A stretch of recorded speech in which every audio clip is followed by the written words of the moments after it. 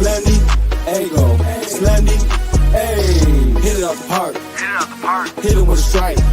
From the national anthem to the bottom of the night. I'm in Slendy, Ego, Slendy, Ego, Slendy, Ego, Slendy, hey, you already know what's up.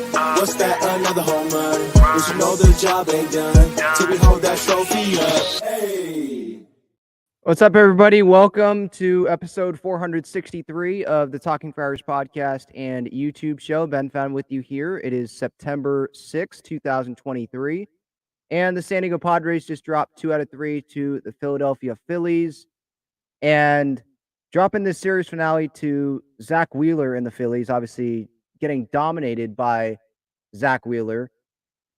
I'm not going to say I'm surprised that it happened, but I just thought that today was going to be one of those days where the Padres were going to win this series, beat Zack Wheeler, and we would be kind of irritated that they did that because it would be another series where, one, it's too late, and two, it's another series where the Padres would be playing good baseball against a good team, where there's been other series this year where they've played down to their competition, and it's definitely been frustrating to watch that this season. But Zack Wheeler ends up dominating. The offense does like nothing.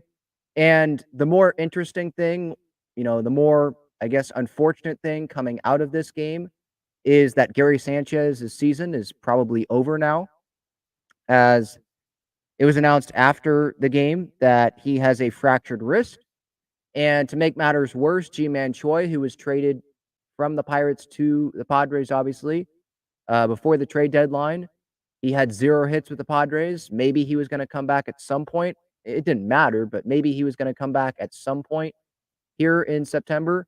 He ended up fracturing his ankle during his rehab assignment with AAA El Paso. So more injuries continue to pile up for this team, and now Camposano and probably Brett Sullivan are going to end up being the catchers for this team to end this just miserable, disappointing, underwhelming, however you want to describe it, 2023 Padres season. Really frustrating. So there's a lot to talk about, obviously, on the show today, this Padres-Phillies series. Gary Sanchez, his comment that he made that I saw in the San Diego Union Tribune this morning about him wanting to stay in San Diego. Now, we don't truly know if he wants to, but definitely some stuff to talk about there. And then looking forward to this Padres-Astros series, and then I believe they go to LA and they go to Oakland. So a long road trip for this Padres team. And if they had any shot of making the postseason, which I think Fangraphs said they had like a 1% shot of making the postseason, with Gary going down, now it definitely feels like it's like 0. Now, I was someone that thought there was no chance of them making the postseason like weeks ago. Season was over. But the injuries just keep piling up, and it just keeps, blow after blow after blow. So it definitely sucks. If you want to join the show, you can click that link that's pinned up at the top of the chat. I believe it's pinned up at the top. If it's not pinned, it's just at the top of the chat. If you want to make sure I get your comment or your question today, you can use that super chat button. Separate your comment, your question into a totally different category, so it makes it very easy for me to see your comment or your question, and it supports the channel as well. Let's see some comments here first. I do see a super chat early in here from Dylan, so thank you so much for that. He says, I hope they bring Gary back. He's a good stopgap before Salas put up a 2.5 WAR in just 75 games. Dude was a waiver claim and helped Snell. Yes, but there's another thing with Gary, and we'll get into that in a little bit. Is he just going to go to where Blake Snell goes because that's working? Gary, he's probably going to be the best free agent catcher on the market. Now, I know he just fractured his wrist, so that obviously might create a question mark. But there's going to be some competition for Gary, I would imagine, in free agency. Maybe there's going to be a team that is okay with him splitting time with their starting catcher, who's their starting catcher right now, to give that guy some days off, and they think that Gary can have a repeatable offensive season that he had with this Padres team. I mean, he almost hit 20 home runs with the Padres in, those 75 games that you talked about there, Dylan. So, yeah, he's been really impressive, and I hope that they bring Gary back as well, but it's not I don't think it's gonna be just easy, like, "Oh, yeah, they'll bring him back, no big deal, 1-year deal or 2-year deal, really club friendly." No, I think there's gonna be some competition for him, so we'll see what happens there, and obviously, I'll hit on that more here in a little bit. Um, but yeah, I wanted to get to these last couple games here in this Padres-Phillies series. Um, Tuesday, I'll touch on that here in a little bit, but today, obviously, Padres lose 5-1, and I think the Padres were lucky that they didn't lose by more because the first inning there, that got that could have gotten way worse than it did. I mean, Waka, he gives up that bomb to Kyle Schwarber, first batter, and Schwarber loves hitting at Petco Park, just absolute tank. Center field, dead center, hits it like 3/4 up the wall. Grish gives the little courtesy jog towards the wall, even though he probably should have just stayed exactly where he was in center. Like there was no way that that ball was going to be in fair territory. That was obviously gone. So that was not a good start. Just fastball pumped right down the middle. And then the bases are loaded in that first inning, but Waka finds a way to keep it at 1-0. And then it's like, okay, well, maybe the Padres can score some runs, score a couple runs off of Zack Wheeler. Michael Waka can have a really good outing, turns it around at the end of this first inning here. But that's obviously not what happened. But in the first, it was really impressive what he did after loading the bases. The Bohm ground rule double, Harper walk, Castellanos single, but then he gets Stott to fly out to right. Obviously, Tatis with the arm. No one's going to tag and try to score there. Real Muto, he got the strikeout to JT there, and then he struck out Brandon Marsh. So, again, I thought maybe that would be like, okay, that's a good turning point for Michael Waka and the Padres in this game, but it ended up not being the case. The offense did not get a single hit until I want to say the fourth inning when the lead increased by the Phillies, 3-0. Manny had a single after Soto walked there in that fourth inning, but Bogarts would ground out to end that inning. Feels like he has a ton of ground outs this season. I don't know. I didn't watch a ton of Xander. I watched some, obviously, Red Sox games when he was with Boston. I don't know if this is who he usually is. Like, he grounds out this much, and it feels like he's grounded into just a ton of double plays this season. So hopefully that's not the case next year, or else the Padres might be in some trouble because I don't think Xander is going to go hit 8th in the order next year. I think Xander is going to continue hitting in the middle of the lineup. Remuto got a home run off of Tim Hill in the 5th. Harper obviously made it 3-0 earlier than that. Waka was going inside on him, and then he floated a changeup, and Harper, not trying to do too much, just took it to the gap there. Jake K with the single made it 5-0. And then the Padres, they finally get a run across in the 9th inning, but obviously the game was over.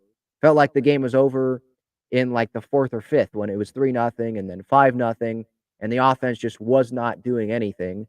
And that's been a theme of this Padres season is they have a great offensive game like they had in game 2 of this series where they win 8-0, but then the next day they go out and they do nothing and they look like, one of the worst offenses in baseball. They get opportunities maybe to score, get a rally going, and they just can't do anything. So yeah, it's not like it's going to change here. I don't think we should expect it to change where we'll be able to watch some, good Padres offensive performances here later this season. The rest of September here, the rest of this season, but then don't be surprised, the next day or the day before, next couple days after they have a really good offensive performance, they end up being flat, or it looks like they're flat because the offense doesn't do anything. That's just how it's been this year. And that's how it's like anyone that wants to bring up run differential, and I did it on Twitter earlier today and on Instagram, tweeting out the final clip of the Padres losing today, just as kind of jokingly, hey, at least they have this amazing run differential. I forget what the actual run differential number is. Plus 64 right now, but they're 66 and 75. And the record is obviously what matters most. I said Padres lose the series to the Phillies to drop to 66 and 75. Hey, but at least they have a plus 64 run differential. It's way better than most of the teams that are fighting for a wild card spot. But again, it doesn't matter because, run differential, usually when you look at the run differential and it's in the red, okay, that team's probably not in the best spot, in terms of making the postseason. The teams that are, leading the division and all that, they probably have a really good run differential. But with the Padres, the run differential doesn't matter because if you've watched this team every day, you know why it doesn't matter because they're so up and down. They have a great game and then they do nothing. And they lose, 5-1 or they lose 7-1 or 8-0, like one day they'll win 8-0 and then the next day they don't do anything. So that will, that explains why the run differential is like that because they have a lot of blowout wins this season where the offense, it's like, oh, okay, this is what it was supposed to be the entire season. That's what we thought. I mean, I'll go back to, I forget what day it was, but it was one of those spring training games. And this is when Nelson Cruz was obviously still on the team. And I think they were playing the D-backs. And it was one of the games that was broadcasted then on Bally Sports because Bally was still a thing here in San Diego. And they scored like 7 runs in 1 inning. I forget if it was the first inning or if it was the second inning, but they scored a bunch of runs. And it was like, wow, okay.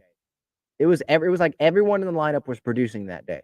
And I know it was Peoria, but I think that got our hopes up there. Obviously Fan Fest and all that, but it was like, okay, I mean, get used to this, Padres fans, right? And we that was kind of correct because yeah, there's been a lot of blowout wins this year, but not enough. And I don't even really care like how many blowout wins that they have. Like obviously what matters most is just their win-loss record.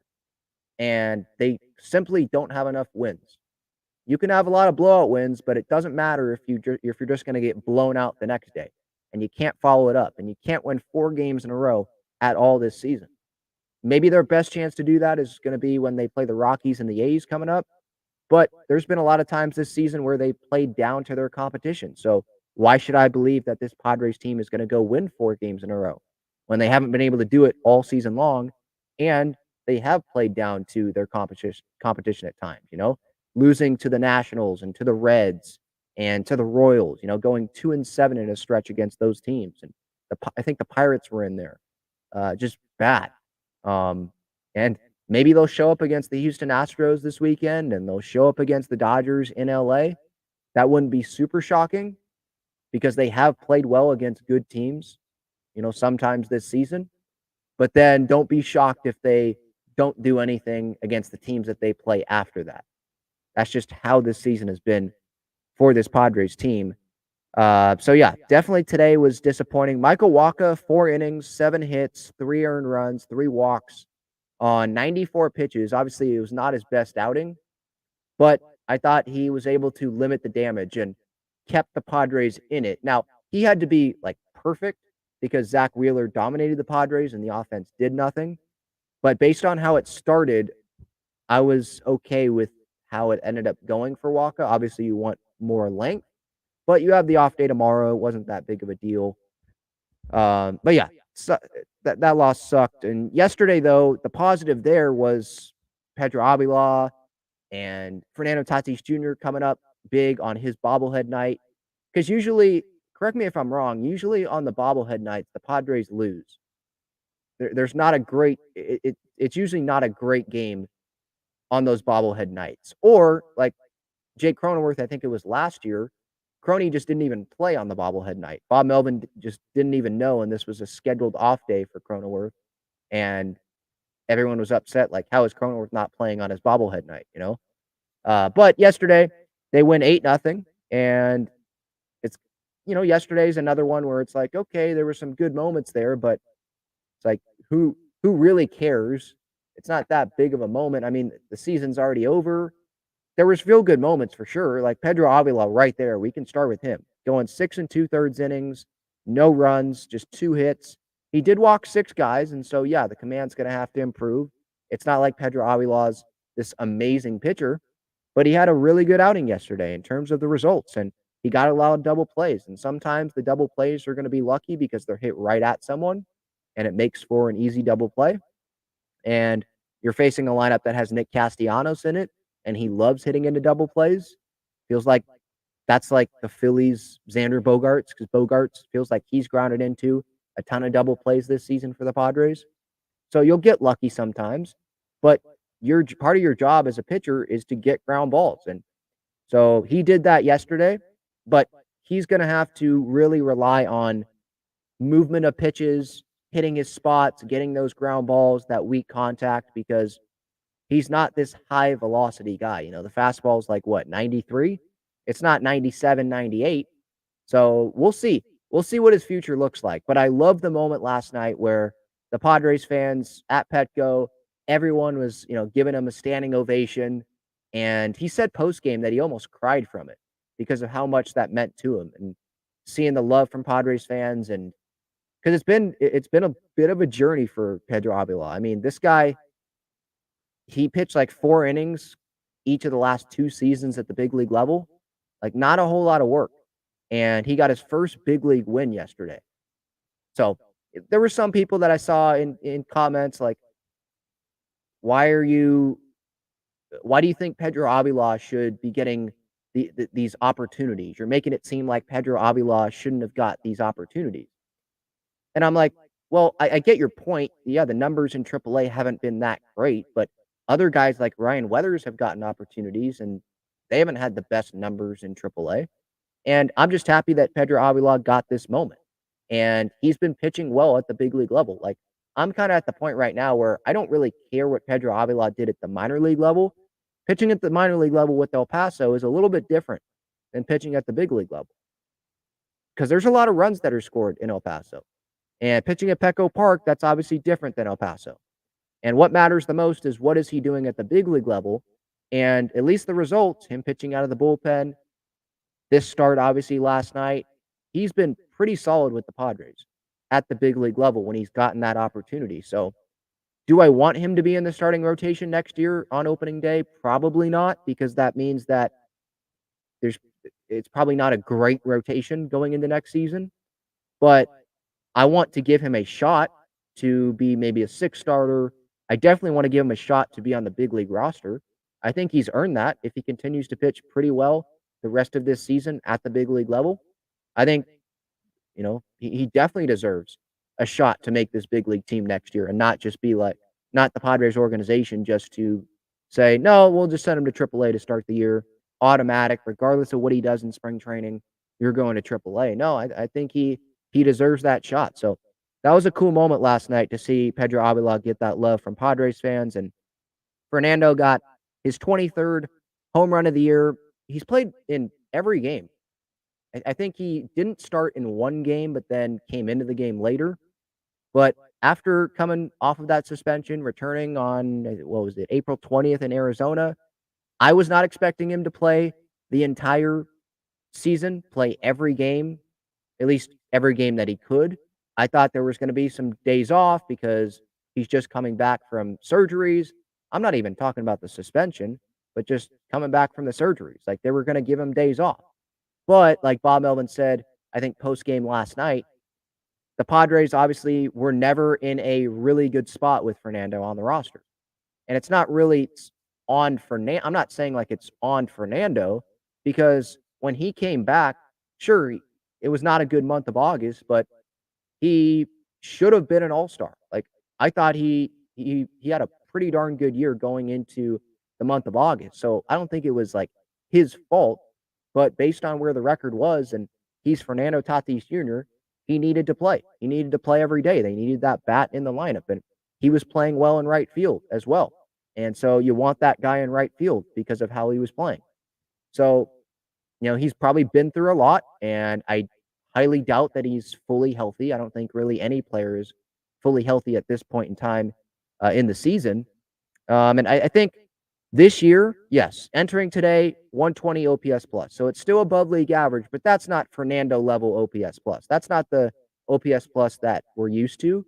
You go back to 2021, obviously nothing in 2022, but 2021, 166 OPS plus. 2020, 156. 2019, 154. So he got better as he got more experience, 2019, 2020, 2021, but then he's gone back down this year. But I think we gotta take into account that he did miss an entire year, so maybe it took some time for him to get used to again that pitching at the big league level, and obviously he had to deal with some external stuff that he couldn't control, like the fans and all that.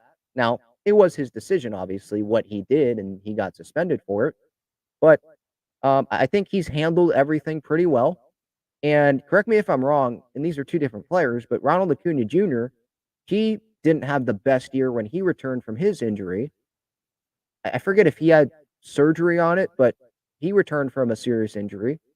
Obviously, didn't play in the World Series for the Braves in 2021. Comes back, not the best year, not like the obviously, especially not the year that he's having this year, where he's probably going to go win the NL MVP. But he comes back the next year and has this type of year that he's having this year. So I think that can give some Padres fans some hope. And Fernando has done pretty much everything correct this year.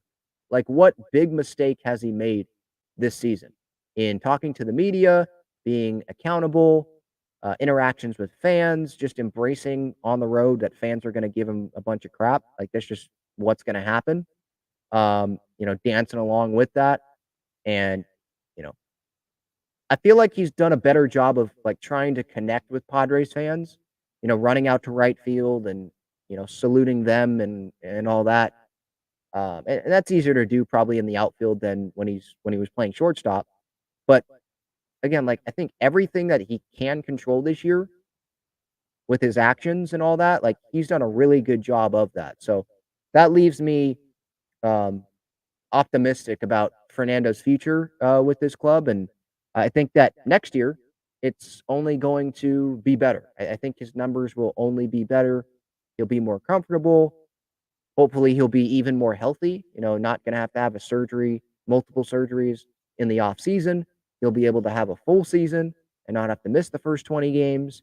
And so the compiling stats like home runs and runs driven in and runs scored and all that, hopefully that will be better. And hopefully he's a little more consistent in the month of August, especially because he definitely struggled there, just like a lot of the guys. It felt like struggled in the month of August. I mean, Xander Bogaerts is another one of those guys where remember, beginning of the year was really good, was early MVP discussion, right? First month. Then the wrist stuff happened, really struggled. There was like no power. In the month of August here, which some were like, well, he's been dealing with a wrist injury, but he got the cortisone shot. And after he got the cortisone shot, he was playing better. So I don't really view that as much of a valid excuse for Xander for the month of August. He just did not perform well. And in September so far, he is off to a really hot start. But as I said on social media earlier today, it's like, man, I wish that he would have gotten off to a better, or he would have had, got off to a better start in the month of August.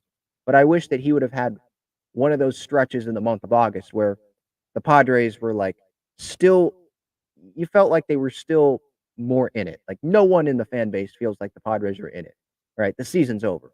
I don't know one Padres fan that thinks that the Padres season is not over. Like, we know it's over.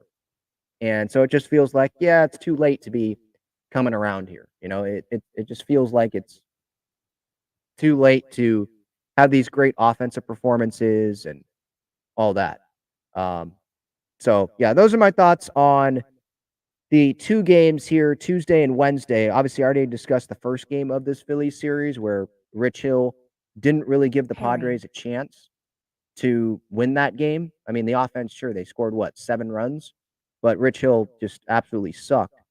And the Padres were never going to win that game. Like, great, they fought, they kept battling, to use Jace Tingler's favorite word, but they weren't going to come back from that. And then they get dominated and do nothing offensively against Zack Wheeler today. And so there's another series loss. And now the Padres, they're going to move on to the Houston Astros. That is their first matchup, their first series on their next road trip. And then after the Astros, I believe they go and play the Dodgers. Let me confirm that. Dodgers and then A's, I believe. Yeah. So 3 against the Astros. Snell's going to be on the mound on Friday. Off day tomorrow. Snell on the mound on Friday for that Apple TV Plus game. And then Saturday, Sunday, and then 3 against the Dodgers, Monday, Tuesday, Wednesday, off day Thursday, and then 3 games against the A's. Then they come back home for the last homestand of the year, 3 against the Rockies and 3 against the Cardinals before finishing up on the road, 3 in San Francisco. And then they've got a series against the Chicago White Sox in Chicago. Both teams disappointing this year. So that series will mean absolutely nothing. So we'll see how this season plays out. Obviously, it sucks about the Gary Sanchez injury and the G-Man Choi injury as well. I see Delaney is here in the StreamYard. So does Delaney want to come on the show? Let's see here. Delaney, do you hear me? I don't think so. Okay. All right. I'll take a quick break here and then get to some people in the chat. Check out Gaglione Bros' famous cheesesteaks and garlic fries on Friars Road. You can visit their website, gaglionebros.com, for their entire menu and enjoy their cheesesteaks and fries at Petco Park and Snapdragon Stadium as well. Okay, let's get to some people in the chat. I'm going to get to, obviously, the Gary Sanchez injury and Gary's comments about him wanting to remain with the Padres. But just wanted to get to some people in the chat. Usually, I wait until the end of shows to really go through the chat. But some of these comments get, really old because they, happened an hour ago. So just want to see if there's anything to talk about here before moving on to the next topic. Irie says, Fernando should be a center fielder. He's making good money and should be in a premier position. If we can't move Trent, then he should become a defensive replacement. I mean, ideally, yeah, I think Tatis being in center field, I think that's where he would probably thrive the most. I mean, just seeing him play center field, the range and all that, yeah. But again, I go back to the point that I made, I think, on the last show, or maybe the show before that. If the guys that are being paid way more money than Trent, like the superstars, if they do their job more than Trent hitting like 200, it won't be viewed as that big of a deal. I think, of course, some Padre fans are going to be pissed off about that because they're just going to find something to be mad about, obviously. But it won't be that big of a deal. I think some Padres fans will then focus on, well, Trent brings a lot defensively, and this Padres team is winning. It's okay. But obviously, Trent's struggles get more magnified when the Padres are where they are, not going to make the postseason, well under 500. And yeah, I think Trent, I don't want to make an excuse for Trent. Like, Trent needs to be better offensively. I'm not saying he doesn't need to be better.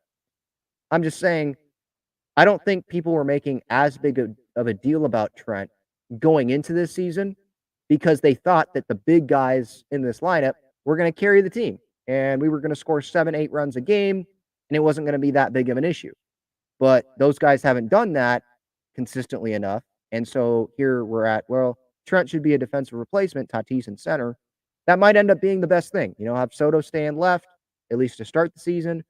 Have Tatis play center, Trent come in as a defensive replacement, and they bring in, I don't know, name a outfielder, a free agent outfielder, or they trade for an outfielder, someone who is a better hitter than Trent. And so they'd be going with probably their best offensive outfield. But again, I value Trent defensively in center. And Tatis, he has shown that he can play really good defensively in right field. Soto, that's not his strength. Left field, playing defense, just period, that's not his strength. But I like the Padres' defensive alignment definitely in center and right. And again, like, I don't think it's the end of the world to have Grish be the center fielder as long as the other guys in the lineup, do their jobs better. And hopefully Trent can do his job a little bit better as well. But I think more of the blame should be put on the big guys for not doing their job. But Trent, even if Trent's like not starting, yeah, there's always going to be on a major league roster. There's always going to be a place for Trent on a major league roster because of how valuable he is defensively. So we'll see what happens there. Dylan says, rest in peace to Snell's Cy Young campaign. Doesn't have Gary anymore. Yeah, we'll see what happens there because obviously when Gary came on and Gary was catching Snell, Snell has been pitching fantastic, at least, earned runs wise, best ERA in baseball. So, yeah, it's definitely unfortunate to see this Gary injury. We'll see who catches Snell. Is it going to be Camposano? Is it going to be Brett Sullivan? Because it's not going to be Austin Nola. They're not going to have him come up, I wouldn't think, because he's not even playing in El Paso games right now. He's still dealing with, he's on the road to recovery from, what did they call it? His like vision problems, I guess is what you say, with the left eye. So hopefully he gets better, and we'll see if he ends up being still in the organization come next spring training. But yeah, I would think it's going to be Brett Sullivan and Luis Camposano being the catchers for the remainder of the season. Devin says Soto's not getting traded. He will most likely test the market. Yeah, I think if the Padres are going to trade Juan, it's going to be at the deadline next year if things aren't working out. If it's like this year again, and your fans in the front office, they're wondering, should we sell? Should we buy? You don't have a great sense that Soto's going to sign an extension, which if it's at that point in time and he hasn't signed an extension, I would think he's not going to sign an extension if we're at the trade deadline of next year and there's no deal done, right?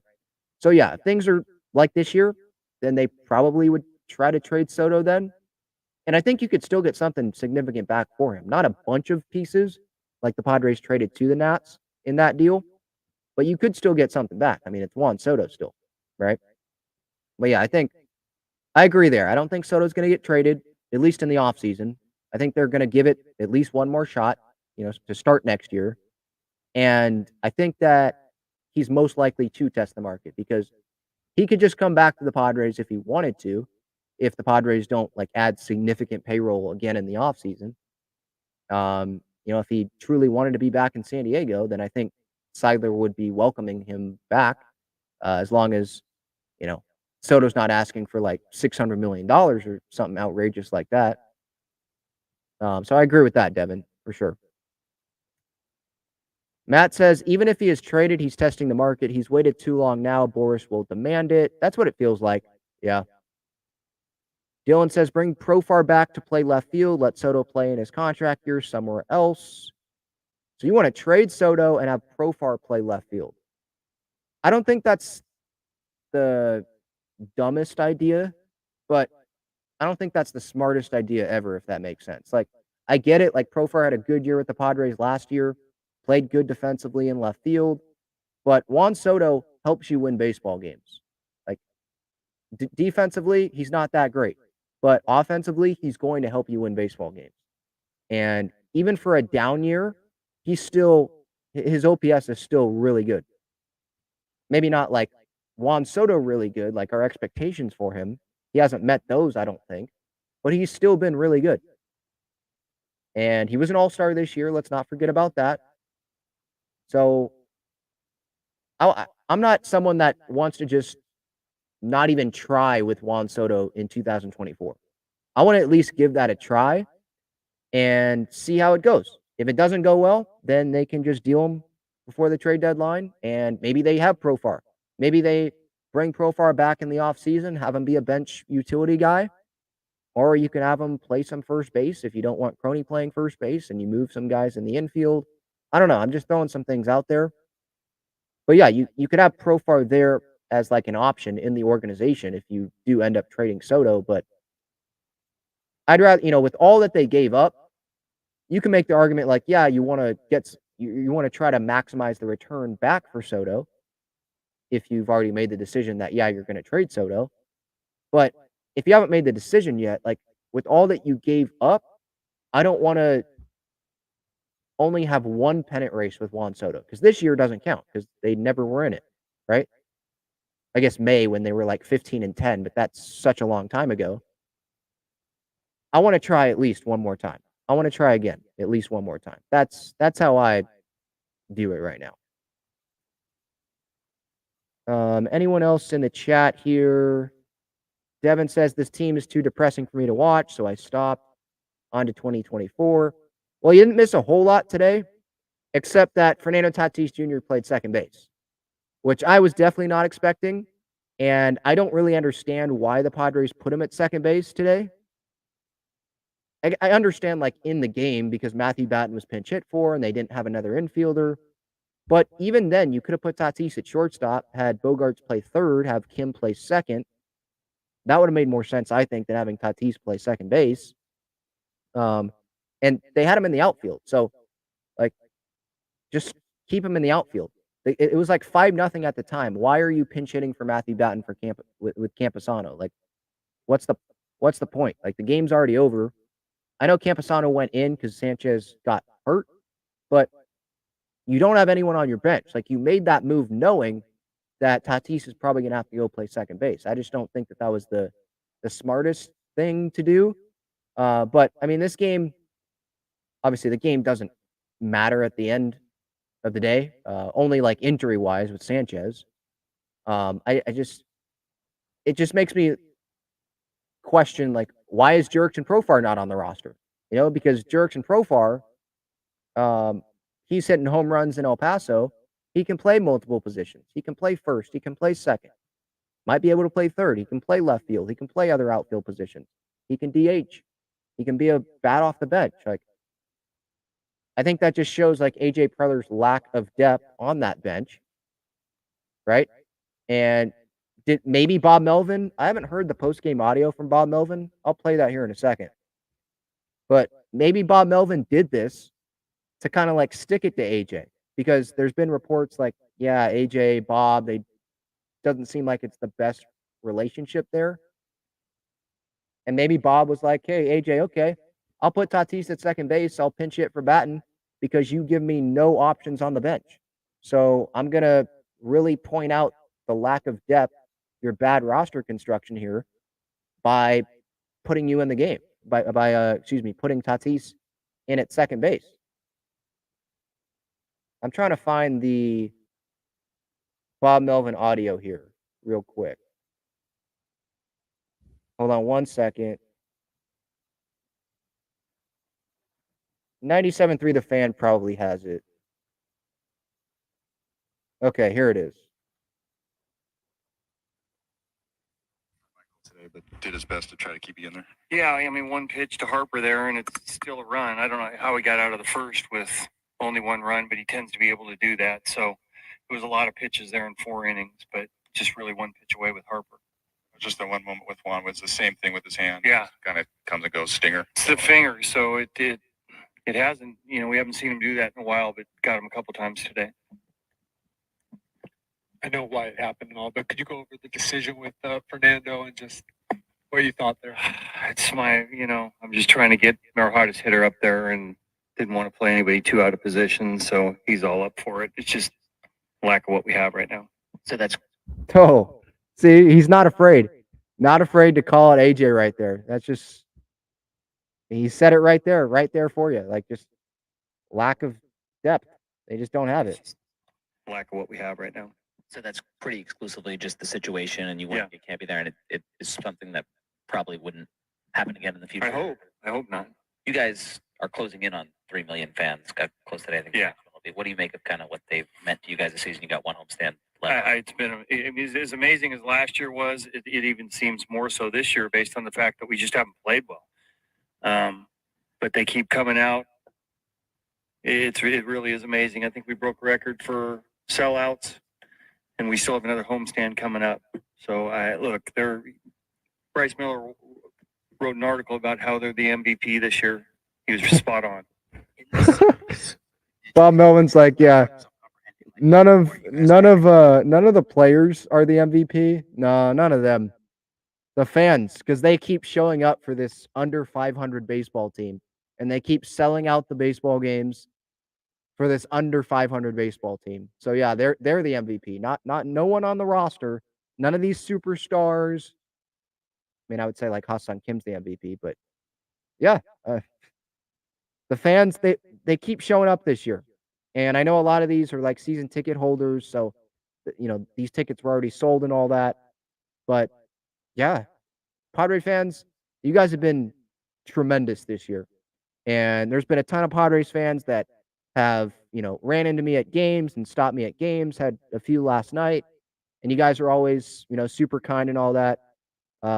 Saying what's up and love your stuff and all that. So yeah, I mean, Padre fans, you guys are great. You keep showing up.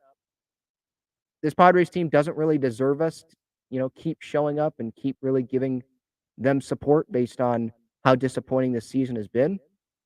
But this is just who we are. We just go to the games.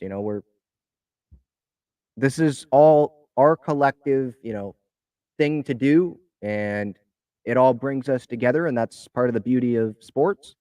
But there's also times where it's like, do they really actually, deserve us showing up all the time? Like, it'll be fun, it can be a fun experience. Like the other night, winning 8-0. Like, cool, that was fun. Pedro Avila, that, and Tatis having the home run, which he hit to like Mars. That was fun. But yeah, the fan base pretty much has been the MVP. Again, here's Bob Melvin. About how they're the MVP this year. He was spot on. In this series, did you ever find yourself comprehending like where you guys are at now, where the Phillies are, and, after you guys played that, series last year in the playoffs? No, we're just trying to win games right now. Where there was a time you're looking at the standings, and we feel like one day it's kind of a roller coaster. We're just trying to win games right now, so we're not comparing ourselves to anybody right now. We're just trying to win games. Choi left his game yesterday in El Paso. Anything come of that?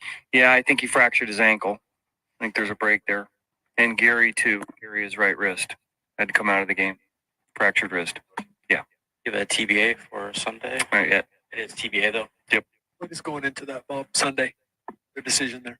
Just how we get there. Might Hill have to be used before that, or? Well, it could be Waldron too. I mean, Nick's a possibility. Looked like it was more of a. All right, so that's Bob Melvin. Okay, so G-Man Choi. AJ Preller's deadline just continues to look even worse. I mean, holy cow.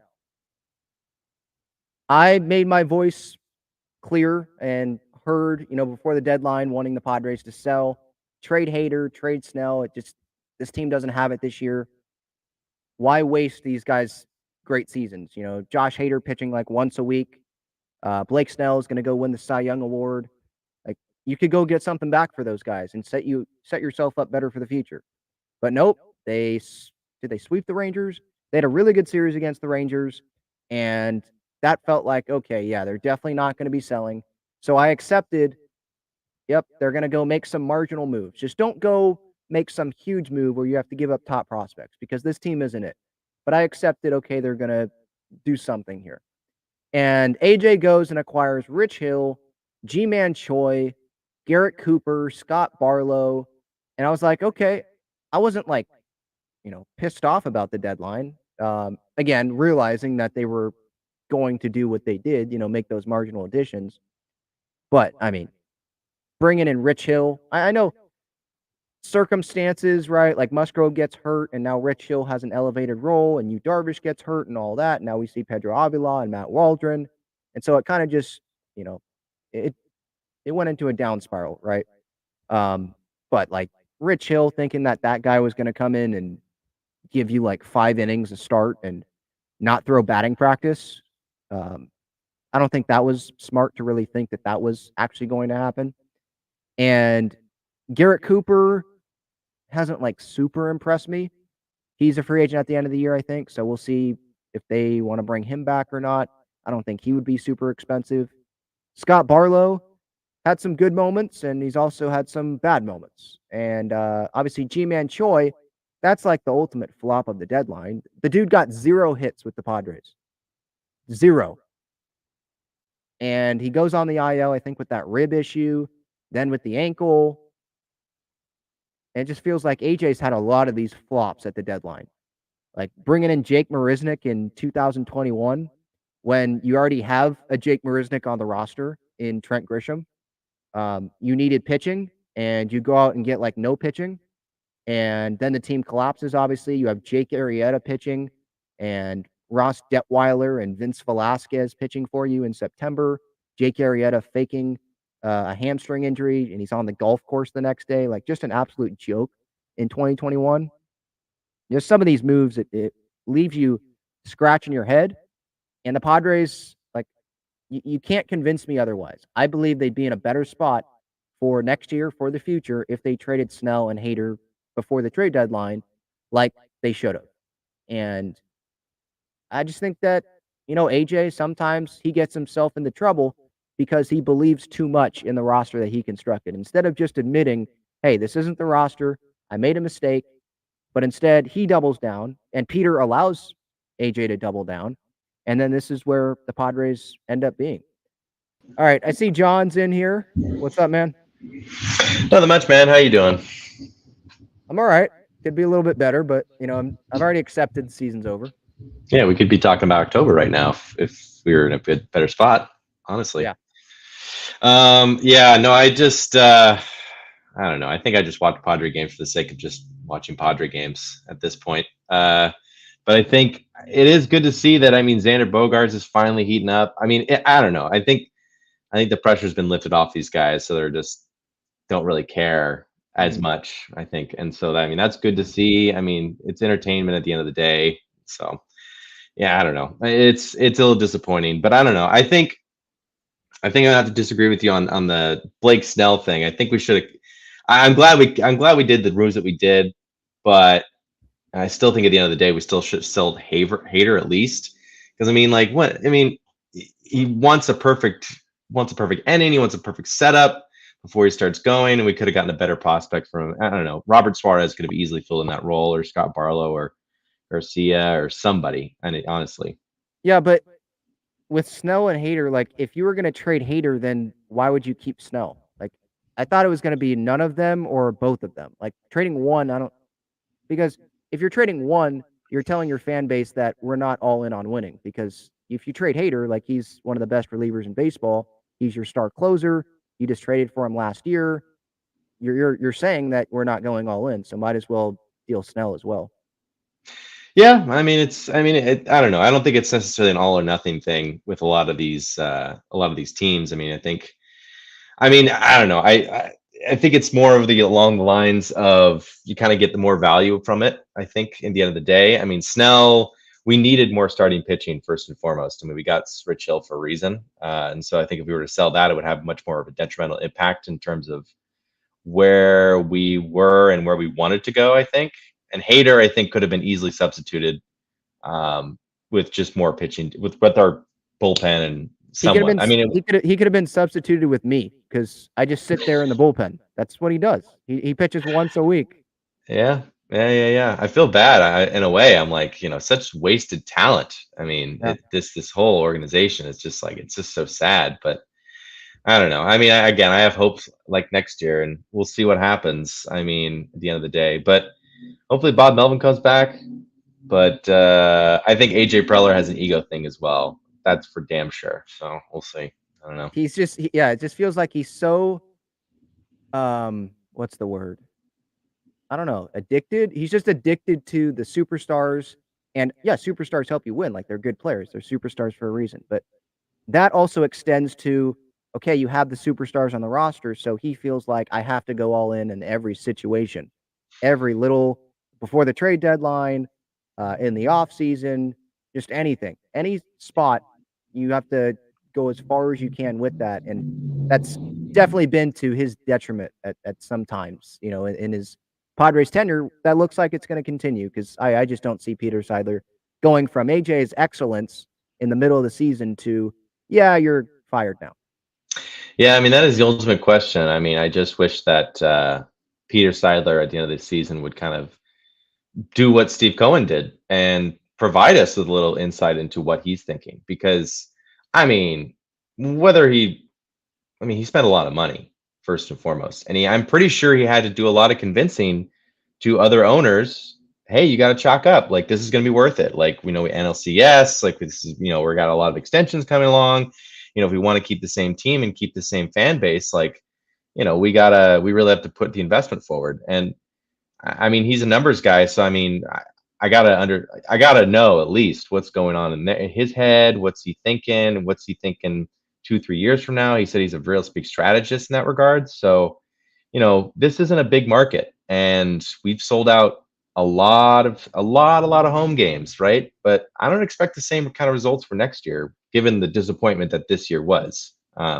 So, I mean, it's a lot of questions that I have, and I wish that Peter Seidler were kind of, put a little effort forward and speak on behalf of the organization rather than let Bob Melvin go out there every single day and say the same two sentences over and over, and Manny Machado and all that stuff. It's like, we've heard you guys all year long. We know what to expect. We don't expect much at this point. So what's the front office thinking, honestly? Yeah, I think Peter's going to do that at the end of the season. I don't think he's as emotional as, or at least like outwardly, as someone like Steve Cohen, where Steve like felt like, okay, I have to go speak to the fan base like right now. Where with Peter, I think he's more measured with it. But what I want, sorry, what I want at the end of the season is for AJ to have his own press conference, and I want Peter to have his own, because if they have Peter and AJ up there at the same time, I feel like that's gonna just have Peter, speak glowingly about the guy sitting right next to him. Where if AJ's not there, he's still probably going to speak glowingly about him, but I don't know. I just feel like he'd feel more open to criticizing some things about AJ when he's asked questions by reporters and all that. And he's just there giving his thoughts instead of knowing, oh man, I got the guy that I'm talking about right next to me. I don't want to hurt his feelings or anything like that. Like, I just want him to talk. Like, AJ, do we even want AJ to talk at the end of the year? I mean, okay, maybe to answer questions, but he doesn't give you anything. Like Peter Seidler, maybe he's not gonna give us anything either, and he's just gonna speak glowingly about everything and be optimistic and all that. But he hasn't talked to the media since what? The Manny extension? He's done, I think, the Kevin Acee, obviously, and I think a couple radio interviews, but that's to one person. I'm talking about like all the media, all the questions, any questions. He hasn't done that this year, I don't think. So that's what I want. That's what I'm waiting for. It's not AJ, it's Peter, I think. Yeah, I mean, I don't know. I think they want to come in uniformly. I think the big thing is, I don't think they kind of want a little undercutting or whatever what we've heard or something like that behind the scenes. I don't think they just want to undercut each other. I think they want to go out and really kind of explain as an organization, as together, what needs to happen then? Have Bob at the press conference too. Have all three of them there. Or it would be the greatest thing in the world is that Peter Seidler fires everybody like Donald Trump style at the press conference. That'd be amazing. Oh man, that'd be crazy. Yeah, but like it's like, because you talk about the uniformity. Okay, yeah, you're together, ownership and front office, but are you together with the guy that's having to answer all of these questions about the team day in and day out? Are you with that guy too? And I'm not really getting that sense, especially with the last comment Seidler made. I know that was months ago, but he said AJ is excellent and then didn't really follow that up about Bob. Yeah, I mean, I don't know. At the end of the day, someone's got to answer. I mean, it can't be Bob Melvin anymore because we all know where he's at in terms of this organization. I think the front office has a lot of explaining to do with his fans and stuff like that. It's funny enough, I actually was at that Big Four press conference at the Padres Fan Fest, popped up on my YouTube feed. And I'm like, man, that did not age well. Good Lord. I was standing right in the middle of that crowd. Yeah, that was, Don was saying, this is our year. And obviously Fernando's. Tatis, yeah, man. Manny clapping to it. They were all, they all thought what we thought. Like, this team is like going to go deep. Obviously, all the experts picking like Padres Astros World Series. And it's like, this isn't even the Dodgers of last year. They at least had a really good regular season and then did nothing in the postseason. We're not even going to sniff. We're not even going to get close to the postseason. So that just absolutely sucks. And it's probably going to be a long off season, but it'll be an interesting off season because, changes do need to be made. So we'll have something to talk about for sure. Yeah, I mean, payrolls, be a little bit lighter, so people leave and everything like that. Hopefully we'll sign some new people.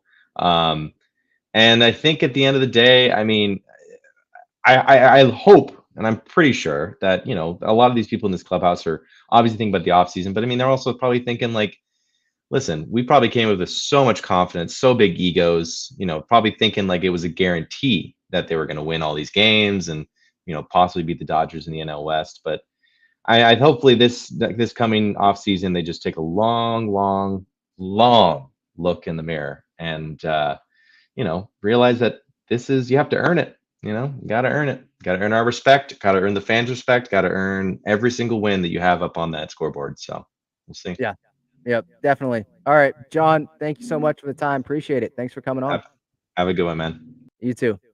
All right.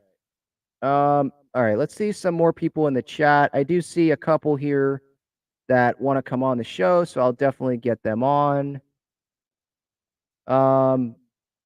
Chris says Nola lost his vision, Campy lost his nuts, and Gary broke his wrist. Good luck, Sullivan. Yeah, so you're saying like Sullivan's up next? Something's gonna happen here with Sullivan? I hope not. But yeah, catching, it's a brutal position, but they know that. And don't forget about what happened to Campy earlier in the year, right? He was just catching for Nick Martinez, warming him up because he wasn't playing that day, and he ends up, what was it, a fractured thumb, I think, or a thumb sprain, and then he's out for like 2 months. So yeah, there's like, we were waiting, like, this is the year Campy's going to get hopefully a lot of playing time because Nola's not going to last the whole year as starting catcher. And we've seen more playing time from Campy. Like, I think he's hitting over 300, but we still didn't see that like full season from Campy, that healthy season from Camposano. And so now we're going to have to wait another year for that. Maybe Gary's brought back and Gary ends up being the starter and Campy doesn't get the majority of playing time. And then we're going to have to wait longer. And maybe we never get to see that with Camposano because Ethan Salas comes up in a few years. Like, who knows? But hopefully this progress continues for Campy, gets more playing time like he did this year, performs, he gets even better in the offseason, gets more playing time, and he can actually live up to, or, get close to living up to that hype, right? Because he was one of the top prospects in the organization. I forget if he was ever number one. I think Gore was over him, but he was up there, and there was a lot of attention, obviously. And Padres catchers, this situation here with Gary Sanchez, and I'll talk about Gary here in a minute. This situation, like, I think the Padres catching the first two guys on the depth chart, Gary and Campy, I like where they're at. Like, if they can bring back Gary in the offseason, I would love that.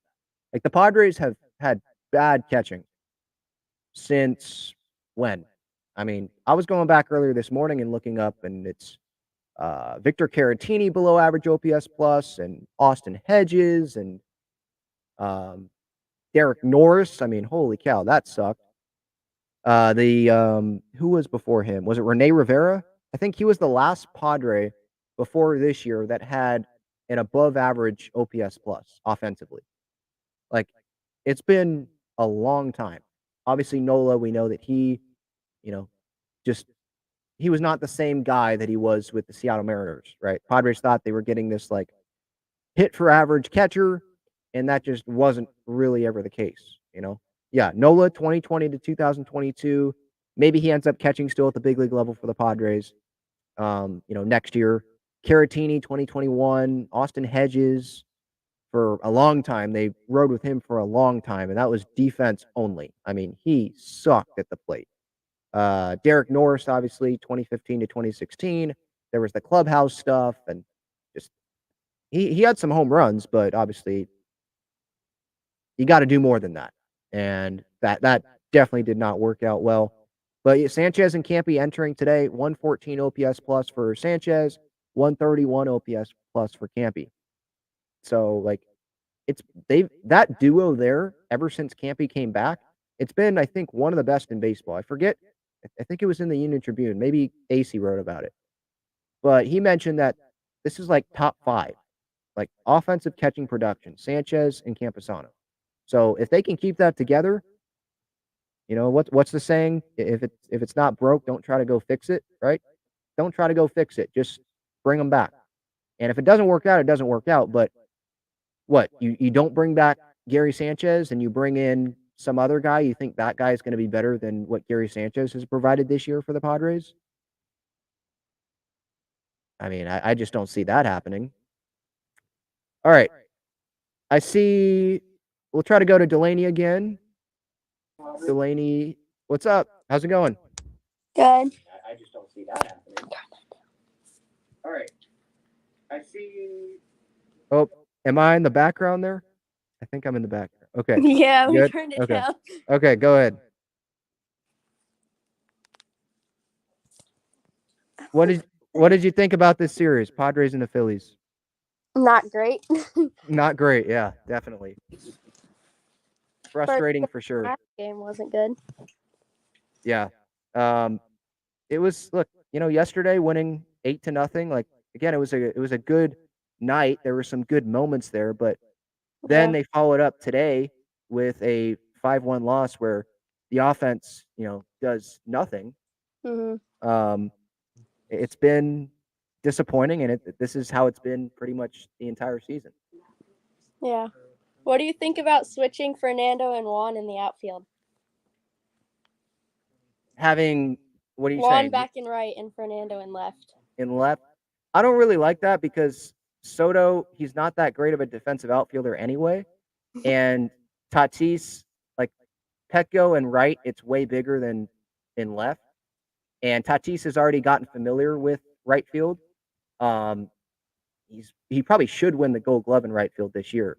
Yeah. And Soto, I just think that makes the defensive outfield worse. Those throws from, going to home from right field to third. I just think it's better to have Tatis stay in right. I think the only thing that they might think about is just having Tatis play center. If you're going to move Tatis in the outfield, I don't think it's to left. I think it's to center, actually. Yeah. It was good seeing you last month. Yeah, that was awesome. Yeah, for anyone that doesn't know, Delaney came with her family from Virginia. Huge Padres fans, obviously huge Juan Soto fans. So yeah, that was great to be able to finally meet them. And that was if I remember correctly, against Baltimore. That was actually a pretty good series. 2 out of 3. Yeah. Yeah, it was just after that, they just didn't follow it up. So yeah, it's been a disappointing season for sure. Hopefully next year is going to be better.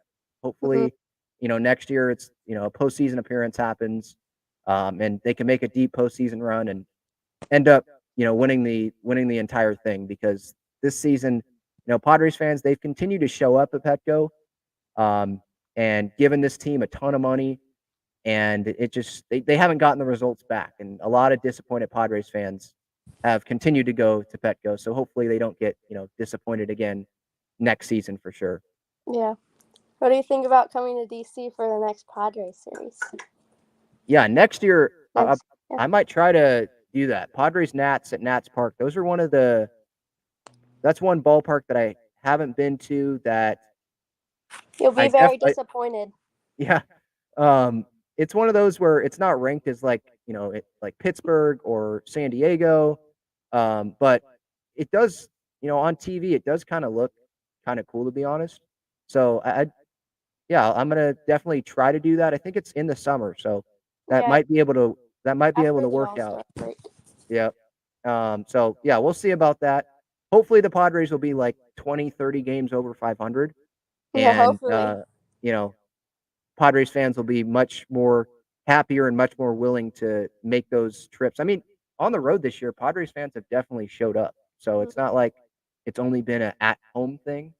Again, I just hope that those fans can keep showing up next year on the road, and the performances will be better. And the fans won't be as disappointed as they've been this year for sure.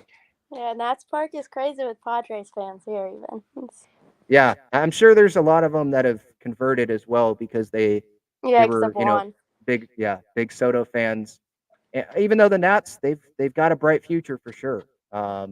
James Wood, Robert Hassel, they're probably going to be good players for the Nats. And if the Padres don't win a World Series here and Soto ends up leaving, the Nats obviously won the trade because Gore, Abrams, Susanna, he's really young, but the prospects that they got back, and at the end of the day, like the Padres made this move to go win a World Series. So if they don't win it, then the Nationals won it because the Nats didn't go make that move to win the World Series, in the next 3 years. They did that to hopefully go win the World Series, 4 or 5 years down the road. And they will still have the chance to do that. And those guys will be on super cheap contracts where the Padres would have been paying Soto. And then they would have gotten no World Series out of it. And then you see him walk, and he may end up going to a team that's like in their division, like the Dodgers. If the Dodgers don't get Shohei, or if, the Giants, they missed out on Aaron Judge, so they have a bunch of money to spend. Or he could go to the New York Mets, where they have a bunch of money to That would spend. be a good team.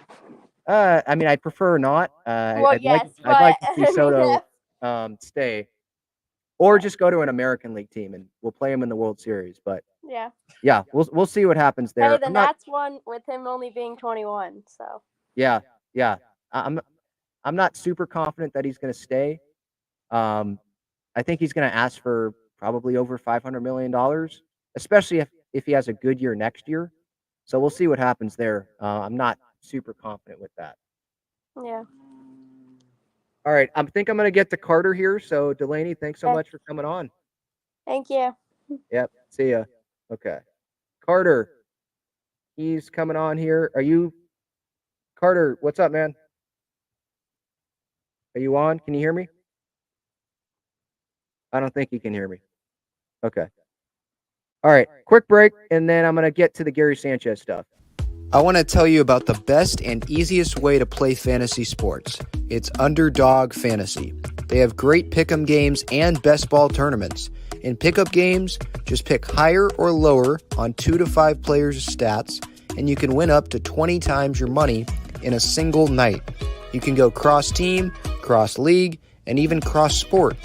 Best ball revolves around the draft, which is what every fan loves the most about fantasy, and it eliminates the hassle of having to manage your roster all season long, resulting in a fun and easy fantasy product. How does it work exactly? You enter a contest where you participate in a snake draft against other users. That lineup that you drafted competes against every other draft in the entire contest. The better the combined performance of your team, the more money you win. After your lineup is all played, Underdog will take the best performing players and automatically set them as your starting lineup. That's it. No waivers, no trades, no worrying about who to start or sit. After you complete your draft, your part is done. Underdog Fantasy offers best ball in a variety of ways, including daily contests, weekly contests, playoff contests, and season-long contests. You can either enter into these and compete against thousands of other entrants for huge prizes, or, if you'd like, you can enter into a private draft with friends and family to compete for a smaller prize pool. Underdog keeps it super simple with their easy-to-use website and mobile apps. Sign up now by clicking the link in the description or by using the promo code TALKINGFRIARS, and you'll double your first deposit up to $100 in bonus cash when you make your first deposit of $10 or more. So if you deposit $100, you get $100 free. If you deposit $10, you get $10 free. All right, I wanted to get to the Gary Sanchez stuff here. Gary, he made some comments to Bryce Miller in the San Diego Union Tribune. I don't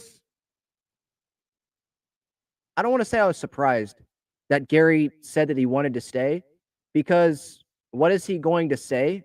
Like, here was the quote. This was the quote from Gary. "I'd like to be here. It's in somebody else's hands." Gary, obviously, he's going to be a free agent at the end of this season.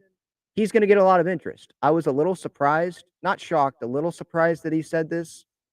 Now, he's not going to say, like, I don't want to be here, right? Like, of course, you're not going to say that. You're not going to piss off your fan base while you're still playing for them. Maybe Eric Hosmer would do that, but he's probably the only one. I'd like to be here. It's in somebody else's hands. I think I'm kind of surprised by that, because he's seen, like, the Padres this year. Like, they have all this talent and they haven't been able to make the postseason. So him coming back and wanting to continue to be with this team, why would he want to do that if he can go somewhere else to a contender that has consistently shown that they can go be a postseason team?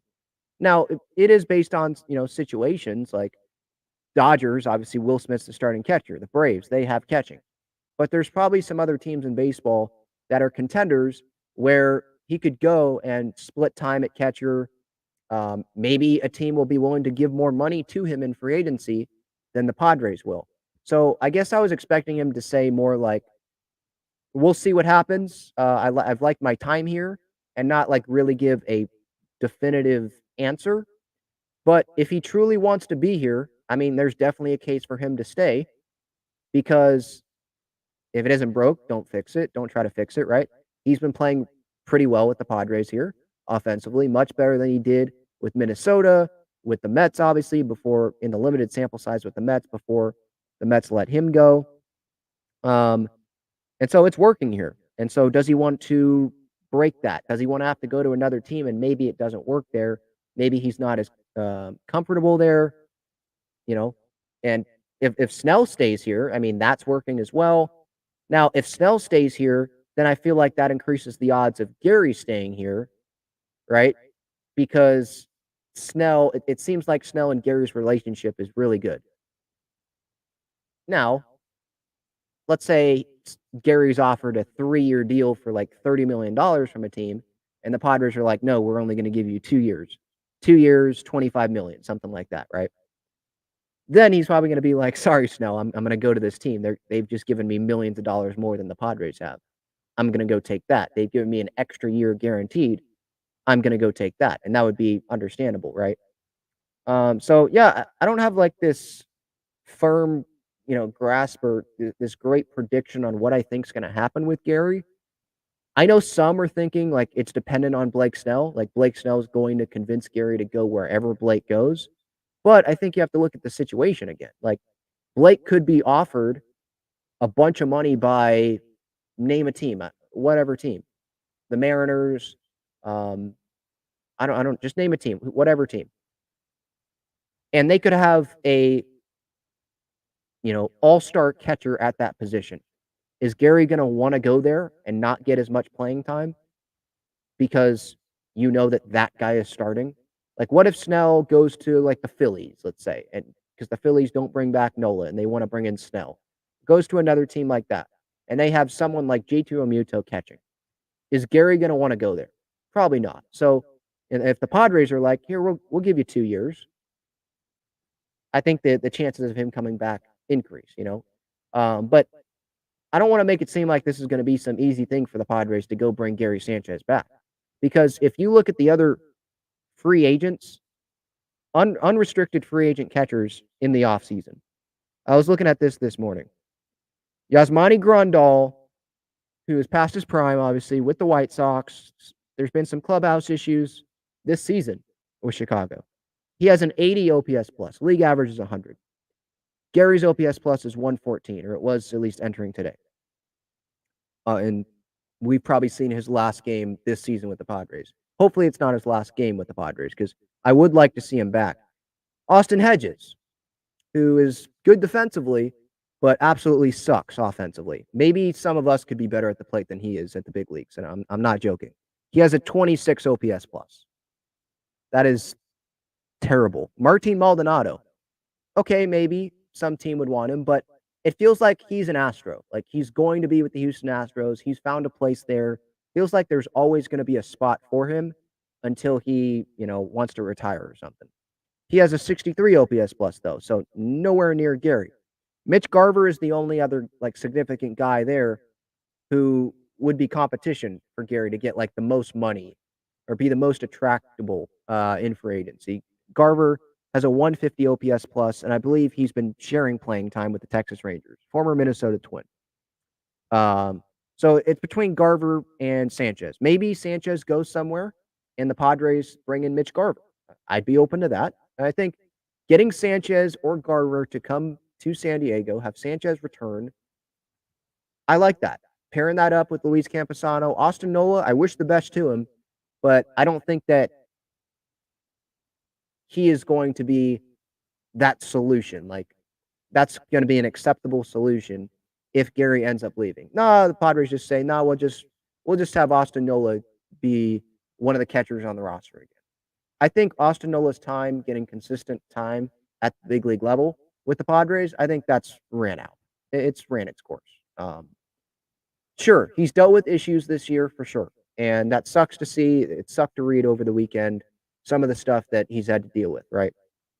But if he didn't have those problems, I don't think he's going to, be anywhere near the level of Gary Sanchez offensively. He's not going to be anywhere near, I don't think, Luis Camposano, what he has shown this year behind the plate. And I shouldn't say behind the plate, offensively. Because Nola, he's pretty good behind the plate. Doesn't have a great arm, right? Doesn't throw anyone out, but he has the respect of the pitchers, and he knows what he's doing back there. But offensively, can't compare him with Campy and with Gary. And the Padres, they need as much offense as they can get. And so, especially from like the catching position, when it's more known as an offensive position now. I want Gary back, or bring in Mitch Garver, have Campy and someone else that is a much better offensive catcher be with Campy there as that catching duo. That would make me feel much better going into next year than saying it's going to be Brett Sullivan or Austin Nola, having those guys be the other catcher on the roster with Campy. Now, there could be a bright side to that because Campy could play more frequently because those guys aren't going to be playing over Campy. But what if Campy gets hurt? Then what the heck happens? So we'll see what happens. But yeah, Gary says, I'd like to be here, but it's in somebody else's hands. Snell has said he wants to be here. Hader has said he wants to be here. I think Waka has said in the past he wants to be here. Lugo, I mean, he's had success here, so he's probably open to staying if he gets a better contract because he's not coming back on that player option unless he gets hurt at the end of the season, right? I wouldn't think. He'll probably get a multi-year deal. So all these guys say they want to be here, but for me, my first reaction to that is, well, duh, what are they going to say? They're going to say, no, I don't want to be here. I hate this place. I hate San Diego. I want to go live in, I don't know, name some, I want to go live in Kansas City. No disrespect to Kansas City, or maybe I am disrespecting it, but come on, I think we can all agree, players would rather live in San Diego, right? So of course they're going to say, yeah, I like it here. And even if they didn't, they're not going to say, no, I hate this dump. Because then they get absolutely bashed by the fan base while they're here. That's something you say maybe in a reflective interview, 3-4 years down the road. Man, that city stinks. I hated that time there. Okay, maybe you say it then when you're retired. But these players, they're not going to say that now. So maybe don't fully believe. That's what I would say. Don't fully believe these players when they say, oh yeah, I'd love to be back. Do they really want to be back on a team that has this talent like this and failed to make it to the postseason? A team that might have a new manager next season because they're going to try to make Bob Melvin the scapegoat, even though he definitely doesn't deserve that. This team that hasn't shown that, consistent track record of making the postseason when they could go to other franchises that do have that track record, right? Blake Snell will probably have a lot of options this winter to go to teams that have more success, more consistent success than the Padres. So if a team offers him more money than the Padres and they're going to win, I mean, I think that Snell would be kind of dumb to want to come back to San Diego, right? Unless he really does love it in San Diego and he's comfortable here, obviously, because he's had years here. He's had a really good year. And he doesn't want to mess that up. And he believes in the talent on this roster, and he thinks that this year was a once-in-a-century disappointment, right? But there's going to be a lot of options out there, not just for Snell, but these other guys. The Padres, they're not going to keep all of these guys. And even if they keep some of these guys, you're bringing guys back that, sure, they helped the team more than other guys, but they were still on a team that ended up finishing under 500 in 2023. That's how I see this season ending up. I don't see the Padres getting back to over 500. So, Matt, I know a viewer probably watching now or watching on replay or listening on one of the podcast platforms. I'm probably going to owe him $50 at some point here because we made a bet earlier in the season when I was still believing, oh, it's early. I believe in the talent on this team. I thought that, oh, of course they're going to get to over 500. Or maybe the bet was, I think that this team's going to get at least to 500. And they haven't gotten close. I mean, they got to 11 games under 500 at one point here? Just absolutely terrible. All right, I see Carter in here. We'll try it again with Carter here. What's up? Is Carter here? Can you hear me? Guess not. Okay. All right. Let's get to. Oh, I wanted to talk about the Tatis bobblehead for like a minute. What did people think about the Tatis bobblehead? They gave that out yesterday, and it was clear that this was last year's bobblehead before he got suspended, because you look at the cleats and you saw the 3 stripes for Adidas, and he's not an Adidas guy. He wears Nikes, the customized Nikes now. So you can definitely tell there. And if you look at his face, I know it's a bobblehead, so you can't get it 100% right. But if you look at his face, I mean, it doesn't really look like Tatis, does it? I'm gonna try to find a picture here. Someone showed me. I mean, I have the bobblehead, but it's not with me right now. Someone sent me like the face of the Tatis bobblehead, and I'm like, yeah, you're right. That doesn't look anything like Tatis. Here it is. Well, maybe not like anything is a stretch, but for the YouTube audience, here's the picture. Can you see that? Yeah, okay. Like, look at the face. That looks like Tatis. That doesn't look like Tatis to me. And they have him with the two-handed finish swing when he finishes most, at least like the home runs and all that. He doesn't have a two-handed swing. It's one-handed. I believe last night it was one-handed. So it's a little bit inaccurate. I think they could have done a little bit of a better job with it. They could have maybe updated with all the money coming in. Maybe they could have updated the bobblehead, to have Nike cleats, or just not put any brand on the cleats. But yeah, this guy that sent me that picture says looks nothing like him. Looks nothing like him. Quite funny, to be honest. Yeah, and when I saw that, I was like, yeah, you're right. Initially, when I looked at it, I thought, it doesn't look that bad. But yeah, it's not the best. It's not the best. If I had to rank bobbleheads, the Tatis one is not at the top, I would say. Okay, is there anything else I wanted to go over before getting to the chat? I don't think so. Yeah, I don't think so. Okay. All right, where did I leave off here? I think I left off with the super chat from Dylan about bringing Gary back. Yeah, I hope they bring Gary back as well. Matt says, how did G-Man Choi hurt his ankle? By just standing? I'll see myself out. Yeah, I mean, maybe. I have no idea. I wasn't watching the El Paso game. I think his first rehab game was yesterday with El Paso, and he exited the game. So, yeah, he fractured his ankle. And he ends up getting no hits with the Padres. So, legendary Padres career for G-Man Choi. Amazing trade by AJ. Another amazing trade by that guy. Devin says the medical staff should be fired along with Preller as well. They don't do a good job of managing injuries. And the main trainer for the Padres is not even qualified as a baseball doctor. Is that factual, or are you just saying that because a bunch of guys get hurt? Like, he's not even qualified as a baseball doctor? I mean, I think the Padres would actually hire someone that knows what they're doing, so I'm not so sure that's totally correct. And maybe they should be fired, but sometimes injuries just happen. Like, you can't prevent all injuries. You couldn't prevent the Jake Cronenworth injury this year. Like, he just got hit on the hand, Yu Darvish, he's just pitching. Joe Musgrove, he's just pitching. Right? And the dumbbell thing,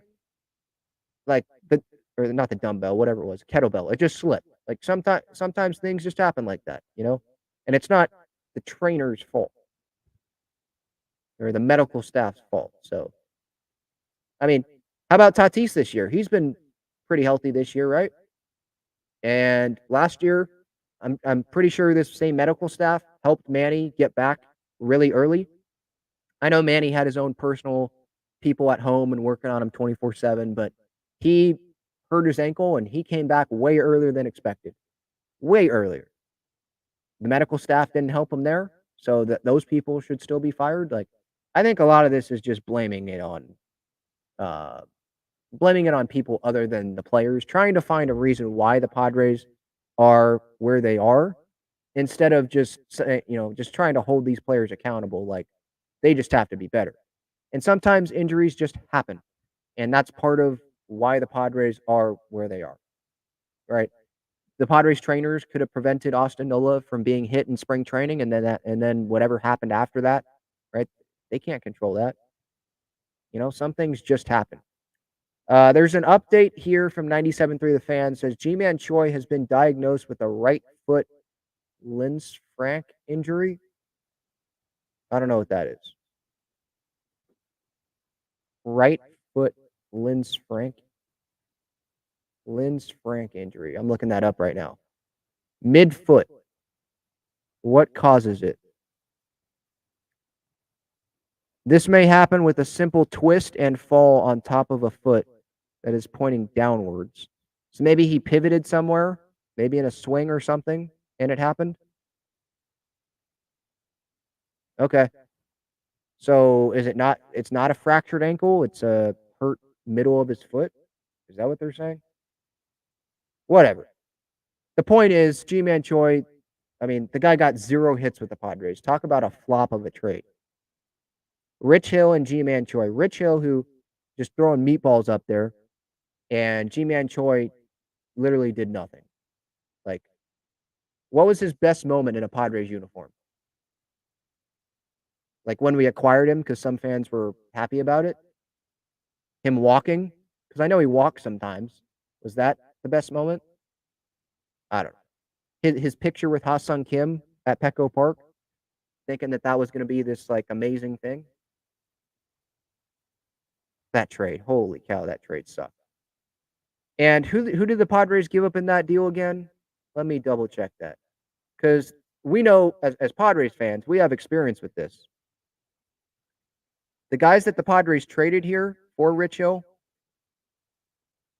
they're going to end up being like Barry Bonds.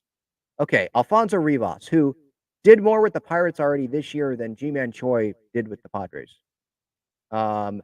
Oh, yeah, Jackson Wolf and Esther Suero. Suero's 17, so this guy's going to end up being, an all-star outfielder for the Pirates probably. And the Padres haven't had a homegrown all-star outfielder since who? Tony Gwynn? Feels like that long.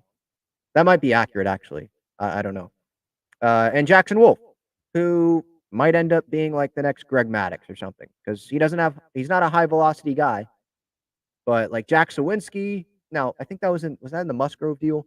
That was in the Musgrove deal. So I think it was. Or no, maybe that might have been, I think that was Adam Frazier, actually. So yeah, that trade has bit us in the butt already. He was hitting homers against the Padres earlier this year. And that's a dude that, no one really knew his name when the Padres traded him. So yeah, the Pirates, it feels like they've already won that trade. Devin says Tatis playing second just sounds strange. That's because it is. Let's see here. Devin says Padres love to tease us by having these once in a lifetime blowout games. I'm starting to believe they are deceiving us. Well, I'm already believing that this team just isn't a good baseball team. They're just an inconsistent baseball team. So that's that. Dylan thinks we're going to get swept by Oakland. Probably. The way the season's going wouldn't be super surprising. I mean, Oakland at one point had a better average with runners in scoring position than the Padres did this season. Just think about that. They've won 4 games in a row. I think they've won like 7 games in a row, actually. They've won more games in a row this year than the Padres have. So I realistically, like no joke, could see that happening. Because Manny could be shut down at that time. Who knows if Waka gets shut down. Some other guys might get shut down. I could see that. Maybe we could have a series where it's like Rich Hill pitching. Rich Hill, Matt Waldron, Pedro Avila, and none of them have good games and the Padres lose. Who knows? And the Padres get like no hit by a dude we've never heard of. That happened last year, right? Wasn't that dude who was that guy from the D-backs that no hit the Padres? Or was that 2021? I think that was 2021 because Tommy Pham made the last out. Some random guy no hit the Padres, and I've never heard his name since. That just happens to the Padres. Okay, let's see. Going through the chat. Devin says, is there an award for the best fan base? If so, they should definitely recognize the Padres fans as the MVP. I don't think there's an official award for that. I think that there's probably like some Twitter polls or X polls, I guess is what they're calling it now. There's some polls probably on social media about it and some websites that rank the fan bases just to create controversy. But no, Padres fans, they've been amazing this year. Absolutely amazing. Yeah, the bobblehead, the Kim bobblehead, Devin, that was a good one as well. Yep. All right. Anything else? I don't think so. Astros coming up. Padres might win that series because sometimes they play up to their competition. So we'll see. Jose Altuve is red hot. So hopefully he cools down by the time Friday comes around. But yeah, off day tomorrow. 3 games against the Astros, 3 games against the Dodgers, and then another off day before 3 games in Oakland against the A's. Before they come back home, last homestand of the year, 3 games against the Rockies, 3 games against the Cardinals, and then their last road trip of the year, 3 games in San Fran, a team that might be battling for a postseason spot. So they're definitely going to be trying. And the Padres might be able to play spoiler there. And then the last series of the year will not matter. The Chicago White Sox, who are also disappointing in Chicago to finish out what has been as disappointing as a season as we could have imagined. I mean, I don't even think we imagined it was going to be this bad, but that's where we're at. So, all right, that'll do it. Talking Friars episode 463. Thanks so much for watching or listening, watching on replay on YouTube or live or on the podcast platforms. Thank you for anyone that was in the chat today, anyone that joined the show. You can use my code Talking Friars, $20 off your order on SeatGeek. Or if you're going to a game, feel free to use that, save you some money. And then you can check out Breaking Tea and Foco. Great San Diego sports swag for Breaking Tea. Click that link in the description. And Foco as well. They've got some great bobbleheads, bracelets, Padres apparel, and collectibles there. So check them out. And obviously Gaglione Bros at Petco Park. Great cheesesteaks and garlic fries, cheesesteak fries. They're amazing. I had that this last homestand. Main location is on Friars Road, and then on Underdog Fantasy. As always, every day my pregame thoughts, I give you my Underdog Fantasy pick. Click that link in the description, and you will get a 100% free deposit match up to $100. So feel free to use that. All right, that's it. Have a great rest of your night, everybody.